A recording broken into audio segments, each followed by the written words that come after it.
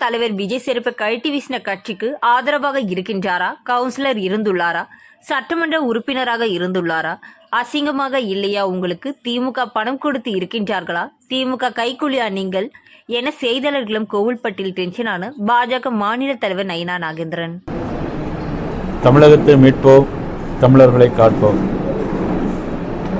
அது தலைமையேற்று நடத்துவது அண்ணா திராவிட முன்னேற்ற கழகத்தினுடைய பொதுச் செயலாளர் மாண்புக்கும் மரியாதைக்கு அண்ணன் எடப்பாடி அவர்கள். இரண்டாவது மொழி இயக்கம் மாண்புக்கு பாரத நரேந்திர மோடி அவருடைய தலைமையில் இயங்குகின்ற பாரதிய ஜனதா கட்சியின் தமிழ்நாட்டில் தமிழன் தலைநிமிர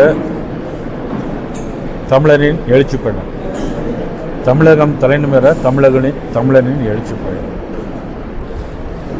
இன்று 23ஆம் நாள் கோவில்பட்டியில், இந்த கரிசல் காட்டின் மண்ணின் தலைநகராக விளங்கிய கோவில்பட்டியில் இன்று மிக பிரம்மாண்டமான எழுச்சியோடு நடைபெற்ற இந்த கூட்டத்தில் பல்வேறு கருத்துக்களை நாங்கள் எடுத்துரைத்தோம். பெருவாரியான இந்த பகுதி மக்கள் அனைவரும் ஆதரவோடு மிக சிறந்த எழுச்சியோடு இந்த கூட்டம் சிறப்பானவன் நடைபெற்றது. அதனைத் தொடர்ந்து இந்த பத்திரிகையாளர் சந்திப்பில் நாங்கள் எல்லோரும் மகிழ்ச்சியாக கொண்டாடுவது, எல்லோரும் ஏளனமாக பேசினார்கள். பீகார் மாநில தேர்தலை பற்றி 243 சட்டமன்ற தேர்தலில் தேசிய ஜனநாயக கூட்டணி படுதோல்வி அடையும் என்று சோசியல் மீடியா, இந்த சோசியல் மீடியாவில் நிறைய பேர் இருக்காங்க. அடுத்த வீட்டில் இருக்கவன் யாருன்னே தெரியாது, ஆனால் சோசியல் மீடியாவில் நிறைய பேர் ஒர்க் பண்ணிட்டு இருக்காங்க. அப்புறம் பத்திரிகை மீடியாக்கள் எல்லாமே தெரியப்படுத்தின தேசிய ஜனநாயக கூட்டணி பீகாரில் படுதோல்வி அடையும், நிதிஷ்குமார் தோற்று விடுவார் அப்படின்னு சொல்லி எழுதினாங்க. ஆனால் முதலமைச்சர் வேட்பாளராக இருந்த தேஜஸ்வி யாதவ் அவர்களே தப்பிச்சோம் புழைச்சோம் அப்படின்னு சொல்லி இன்னைக்கு ஜெயிச்சு வந்திருக்காங்க. அந்த INDI கூட்டணியை தலைமையேற்று நடத்தக்கூடிய காங்கிரஸ் கட்சி அது கேவலம்னு சொல்றதா, அவங்கெல்லாம் இருக்கலாம், இல்லை கட்சியை கலைச்சி விட்டு போகலாம்னு சொல்றதா? வெறும் 6 இடங்களில் ஜெயிச்சிருக்காங்க. இவங்கெல்லாம் பாரத பிரதமர் நரேந்திர மோடியை விமர்சனம் பண்ணக்கூடிய ஒரு கட்சிக்கு தலைமை தாங்குறாங்க. அந்த தலைமை தாங்குற கட்சிங்கிறது தான் நம்மளுடைய முதலமைச்சர் இருக்காங்க.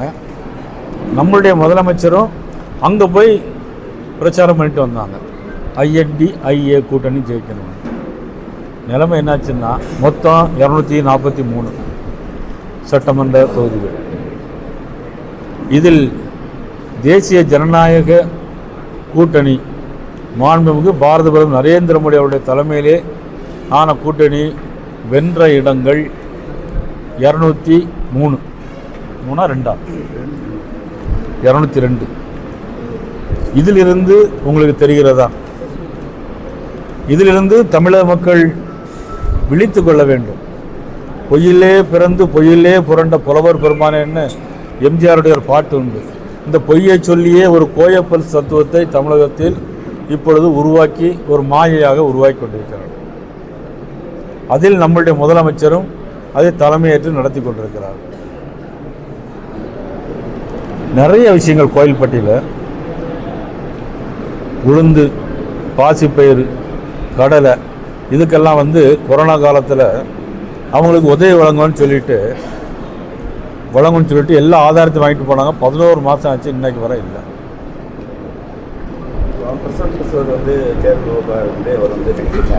யாருங்க அவரை பற்றிலாம் பேசாமல் விட்டுருங்க.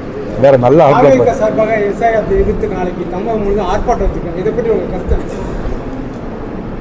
இதை பற்றி என்னன்னா, அப்போ செத்தவங்க ஓட்டை வாங்கணும்னு அவர் நினைக்காரா? செத்தவங்கெல்லாம் இருக்கட்டும் நினைக்கிறாரா? வெளியூர் போனவங்கெல்லாம் இருக்கட்டும் நினைக்கிறாரா? இப்போ குளத்தூர் தொகுதியில் 9000 ஓட்டு அதிகமாக இருக்குது, அது வேண்டும்னு நினைக்காரா? இல்லை ஸ்டாலினுக்கு அவர் ஆதரவாக இருக்காரா? ஒன்றுமே புரியலையே.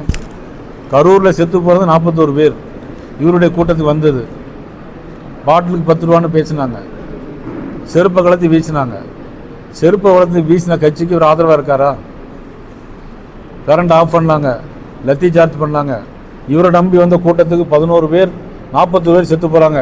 40 பேர் சாவின் மீது நடந்து ஸ்டாலினுக்கு ஆதரவு தெரிவிக்காரா? ஒரு கவுன்சிலர் ஆகிருக்காரா, சட்டமன்ற உறுப்பினர் ஆகிருக்காரா? நீங்கள்லாம் வந்து பெருசாக தாவேக்கான்னு பேசிகிட்டு இருக்கிறீங்க. எந்த அளவில் பேசிகிட்டு இருக்கீங்க? தேர்தல் வரணும், வேட்பாளர் அறிவிக்கணும், ஸ்க்ரூட்னி முடியணும், ஜெயிக்கணும், அதுக்கு பிறகு தான் பேச முடியும். கட்சியே ஆரம்பிக்காமல் எடுத்த உடனே பேசினா மீடியாக்களும் ஊடகங்களும் நீங்கள் பேசிகிட்டே இருக்கீங்க, எப்படி அதை ஒத்துக்கொள்ள முடியும்? பேச்சை விடுங்க. அடுத்த கேள்வி. பீகார் வெற்றிக்கு வந்து மகளிருக்கு வந்து அக்கௌண்ட்டில் 10,000 போடணும்னு சொல்லி சொன்னதுனால வெற்றின்னு சொல்லி சொல்லிவிட்டுன்னு சொல்லியிருக்காங்க. இவங்களுக்கு தான் 1000 ரூபா கொடுக்குன்னு சொன்னாங்களே, மதிப்புக்குரிய ஸ்டாலின் அவர் 1000 ரூபா கொடுக்குன்னு சொன்னாங்களே, கொடுத்தாங்களா? எப்போ கொடுத்தாங்க? பார்லிமெண்ட் எலெக்ஷன் வரும்போது கொடுத்தாங்க. அதனால் வெற்றி பெற்ற பிறகு அதில் தோற்று மண்ணை கவுளின பிறகு வேறு அதை பற்றி பேச்சு பிரயோஜனமா இல்லையா? வேறு கேள்வி நீங்கள் கேட்டீங்க. அடுத்த கேள்வி.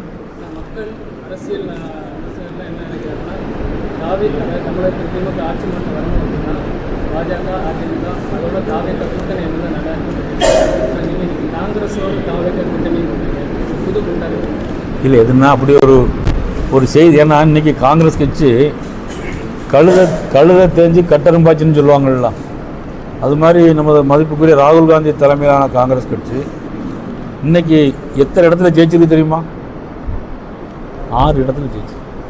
இவங்க நாளைக்கு இந்தியா வாழ போகிறாங்களா, இல்லை இவங்க தலைமையில் நமது மதிப்புக்குரிய ஸ்டாலின் அவர்கள் ஆட்சி அமைக்க போகிறாங்களா?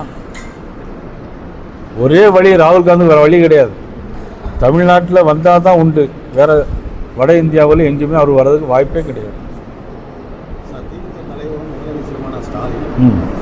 உடன்பிறப்பே வா அப்படிங்கிறதுல தமிழ்நாடு கூட ஒவ்வொரு சட்டமன்ற தொகுதியாக அவர் கட்சி நிர்வாகிகளை சந்திக்கிறாங்க. அதில் வந்து நெல்லை தொகுதி நிர்வாகிகள் சந்திக்கும் பொழுது ஆமாம், அந்த தொகுதி திமுக ஜெயிச்சே போகணும் அப்படின்னு கட்சி நிர்வாகிகளுக்கு ஒரு பயங்கரமாக உத்தரவு போட்டிருக்காங்க. நல்ல கேள்வி. மீதி 233 தோக்கணும் அப்படின்னு நினைக்காரா? அதனால நீங்கள் வந்து தொகுதியே மாற்றலாம்னு ஒரு பேச்சு அடிபடுது. மதிப்புக்குரிய கலைஞர் எந்த தொகுதியில் நின்னார்? முதல்ல குளித்தல நின்னாங்க, திருவாரூரில் நின்னாங்க, அண்ணா நகர் போனாங்க, தஞ்சாவூர் வந்தாங்க. தலைவர்கள் எங்கே வேணாலும் நிற்கலாம். செல்வாக்கு எங்கெல்லாம் இருக்குன்னு நிரூபிக்கணுமோ அங்கெல்லாம் நின்று ஜெயிக்கலாம். தமிழகத்தில் தொடர்ந்து வெடிகுண்டு மிரட்டல் வருகிறது சார். இதில் கடந்த 2 தினங்களுக்கு உங்கள் வீட்டுக்கு வெடிகுண்டு மிரட்டல். எனக்கு வெடிகுண்டு மிரட்டல்லாம் வரல. காவல்துறை மறுப்பு தெரிவிச்சிருக்காங்க. இல்லை எனக்கு வெடிகுண்டு மிரட்டல் வரல. ஏன்னா நான் இந்த மாதிரி அரசியல் பண்ண விரும்ப மாட்டேன். ஏன்னா முதலமைச்சருக்கும் எனக்கும் நெருக்கமான தொடர்பு இருக்குது, ஆழமான நட்பு இருக்குது உங்களுடைய கேள்வி. அதனால் அவர் கட்சி ஜெயிக்கணும்னு நினைப்பார், நான் என்னுடைய கட்சி ஜெயிக்கணும்னு நினைக்கிறேன். தமிழக பாரதிய ஜனதா கட்சி என்னுடைய தலைமையில் இயங்குகிறது.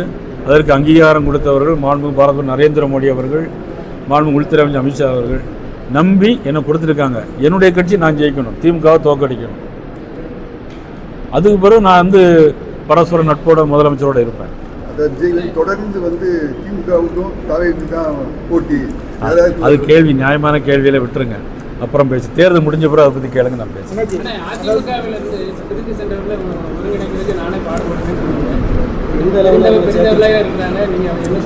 இல்லை உண்மைதான். நான் வந்து நிறைய பேர்கிட்ட பேசினேன். எல்லாரும் ஒன்றா இருக்கணும். ஏன்னா வந்து யார் முதலமைச்சராக வரணும் அப்படிங்கிறத காட்டிலும் யார் முதலமைச்சராக இருக்கக்கூடாது. தனிப்பட்ட ஸ்டாலின் அவர்கள் முதலமைச்சர் இருக்கக்கூட நான் விரும்பவே இல்லை. திமுக தலைமையினால் அவருடைய ஆட்சி இருக்கக்கூடாதுன்னு நான் விரும்புகிறேன். அதனால் எல்லோரும் ஒன்றா சேரணும்னு நினச்சேன். ஆனால் அவங்க விருப்பப்படி அவங்க வந்து ஒவ்வொருவரும் எம்ஜிஆருடைய வழியில் வந்தவர்கள், திமுக வரக்கூடாதுன்னு நினைத்தவர்கள். ஆனால் இன்றைக்கி திமுக வர வேண்டும் என்று நினைத்தால் அதற்கு நம்ம பொறுப்பேற்க முடியாது. அதாவது அதிமுகவும் யோசிச்சு சொல்லுங்க, நீ யோசிச்சு சொல்லுங்க, அவங்க டைம் தரேன். அடுத்த பார்க்க கடந்த காலங்களில் தேர்தல் தேதி குறிக்கப்பட்ட பின்னர் தான் தேர்தல் களம் சூடு பிடிக்கும். ஆனால் தேர்தல் ஆணையத்தில் திருடர்கள் இல்லை. தற்பொழுது நியாயமாக நடக்கும் என்றால் அங்கே தேர்தல் ஆணையத்தில் திருடர்கள் அமைந்திருப்பதால் அவர்களுக்கு தலைமை தாங்குவது மோடியும் அமித்ஷாவும் இருப்பதாக திமுகவினுடைய எம்பி ராசா கருத்து போய் சொல்லியிருக்காரு. இதை பற்றி ஒரு கருத்து. அந்த ராசாவுக்கும் அவருடைய தலைவராகக்கூடிய மதிப்புக்குரிய ஸ்டாலின் அவர்களுக்கு ஒரு கேள்வி. அப்போ வந்து அன்னைக்கு திருடர்களாக திமுகவும் தேர்தல் ஆணையமும் சேர்ந்திருந்ததா? 2021 தேர்தல் சேர்ந்துருந்துச்சா? நீங்கள் இந்த கேள்வியை ராசாட்டையும் முதலமைச்சர் ஸ்டாலின்கிட்ட கேட்டு என்கிட்ட பதில் சொல்லுங்கள். சரியா? 2021 திமுக ஜெயிச்சிச்சு. அப்போ தேர்தல் ஆணையம் திருடர்களாக, இந்த திராவிட முன்னேற்ற கழகம் திருடர்களாக ஒன்றாக இருந்தார்களா? அப்போ ஜெயித்தார்களே, அப்போ ஏன் அந்த கேள்வி எழவில்லை? சொல்லுங்க கமான். வேற பீகார் மாதிரி இங்கே வெற்றி அமைய வாய்ப்பு இருக்கா? பீகாரை தாண்டி வெற்றி அமையும். அப்போனா அதே சீட்டில் அதே அளவு நீங்கள் கேட்பீங்களா அங்கே பாஜக? அது எங்களுக்கு வந்து எங்களுக்கு சீட் ஷேரிங் முக்கியம் இல்லை. எங்களுக்கு திமுக ஆட்சியில் இருக்கக்கூடாது. ஒரு ஆன்மீக ஆட்சி தமிழ்நாட்டில் வர வேண்டும். ஒரு பாசிச ஆட்சி சமுதாய ரீதியாக அனிதா ராதாகிருஷ்ணன் போன்றவர்கள், ஜாதி ரீதியாக செயல்படக்கூடிய அனிதா ராதாகிருஷ்ணன் போன்றவர்கள், மத ரீதியாக செயல்படுகிற திமுகவை போன்றவர் ஆட்சியில் இருக்கக்கூடாது, தமிழகத்தில் இருக்கக்கூடாது. அதிமுகவும் பிஜேபி கூட்டணி வச்சு பிறகு எந்த கட்சியுமே கூட்டணிக்கு வரலையே. அதிமுகவும் காங்கிரஸ்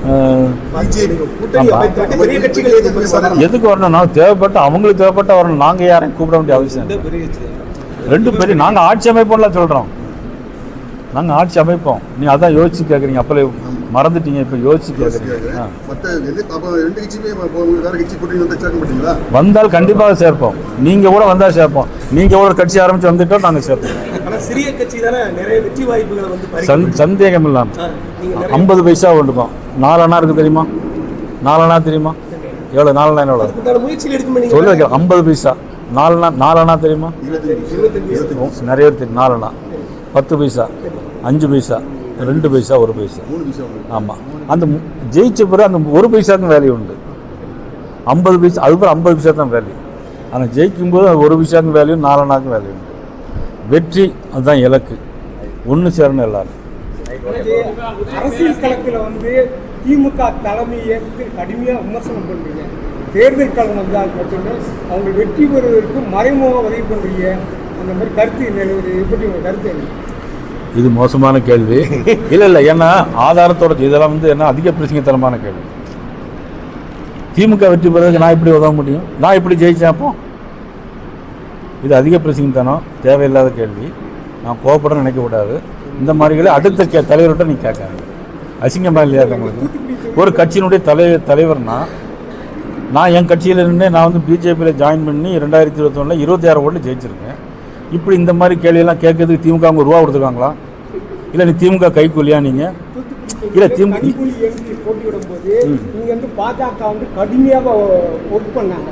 பாஜக தான் கிடைக்குங்கிற சூழ்நிலையில் வந்து நீங்கள் திமுக எவ்வளோ ரூபா வாங்கிட்டு செயல்படுறீங்க? எந்த பிரச்சனைங்க? இல்லை உங்கள் பேர் என்னது? இல்லை நீ கண்டிப்பாக நீங்கள் திமுகவில் ரூபா வாங்குறீங்க. லைவில் போயிட்டுருக்கா இல்லையா? திமுக இல்லை அது நீங்கள் கண்டிப்பாக திமுகவுடைய கைக்கூலி, அதில் சந்தேகம் இல்லை. ஒரு கருங்காலி, நீங்கள் சந்தேகம் இல்லை. கருங்காலி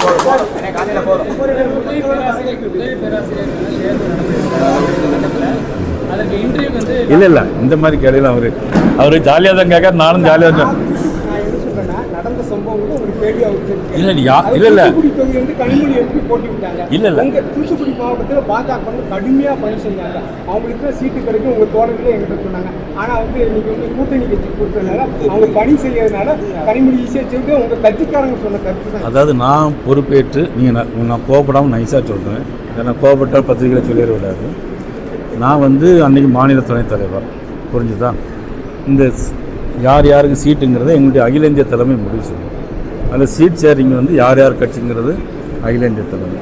அதில் தமிழ் மாநில காங்கிரஸுக்கு ஒதுக்கணும். அதில் வந்து யார் யார் எப்படி வேலை பார்த்தாங்க அப்படிங்கிறது எனக்கு தெரியாது. உங்களை மாதிரி நிறைய கருங்காலிகள் இருப்பாங்கள்ல, அதில் வந்து சந்தேகமே இல்லை. ஏன்னா இப்படிப்பட்ட உங்கள் உயரத்தை பார்த்தாலே தெரியுது. நீங்கள் வந்து இல்லை இவங்கள இல்லை அண்ணாச்சிலாம் கேட்க முடியாது. நீங்கள் கேட்கறதுலேருந்து உங்களுக்கு யாரோ பணம் கொடுத்து அனுப்பியிருக்காங்கிறது நல்லா தெரியுது. இல்லை இந்த கேள்வி என்ன? இவ்வளோ உயரத்தை நம்பலாம், இவ்வளோ உயரத்தை நம்பக்கூடாது. நீங்கள் ப்ரெஸ் இந்த ப்ரெஸ்ஸா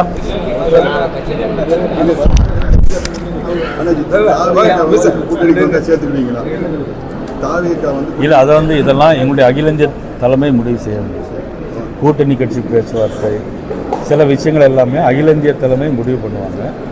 என்னால் மாநில தலைவர்கள் முறையில் சில விஷயங்களை முடிவு பண்ணி எங்களுடைய பரிந்துரையை நாங்கள் அனுப்ப முடியும். அப்படி வந்தால் கூட்டணி ஆட்சி கேட்டால் உங்களுக்கு கொடுக்க வாய்ப்பு இருக்கா? இல்லை அதெல்லாம் நான் கூட்டணி ஆட்சியோ சீட் ஷேரிங்கோ நான் முடிவு பண்ண முடியாது. அகில இந்திய வேற கொஸ்டின் தப்பாக நினைக்காங்க ப்ளீஸ். ஒரு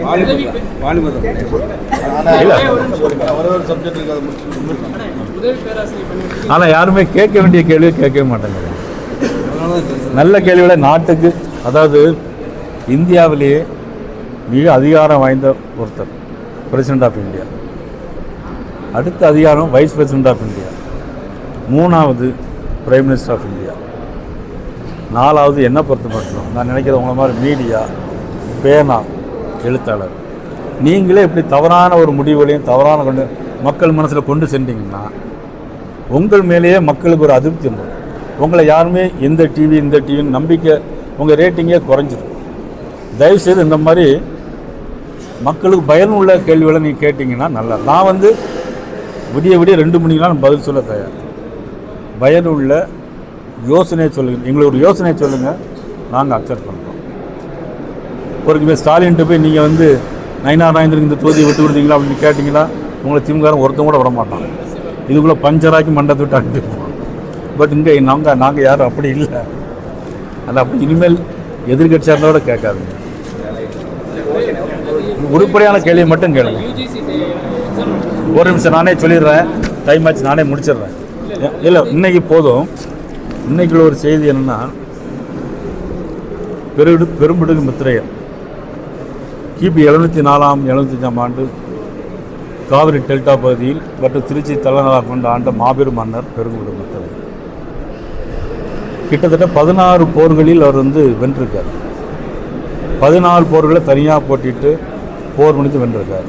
2 போர்களில் மட்டும் பல்லவ மன்னர்களோட ஆதரவோடு போட்டிட்டு நம்ம தமிழக ஆண்ட மன்னர்களில் மிக முக்கியமானவர் பெரும்பிடுகு முத்திரையர்.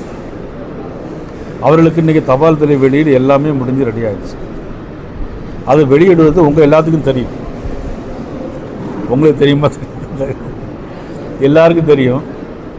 தபால் தலை வெளியீடு, போஸ்டல், ரயில்வே, விமான போக்குவரத்து மற்றும் அந்நிய செலவாணி இதையெல்லாம் கையில் வச்சிருப்பது மத்திய அரசு.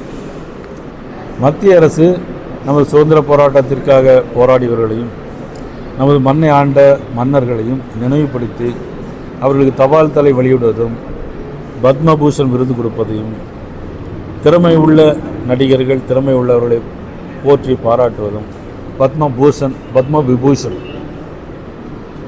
ஒரு 100 பேர் கொடுப்பாங்க. அப்படிதான் ஒரு 100 பேருக்கு ஆல் இந்தியாவில் கொடுப்பாங்க.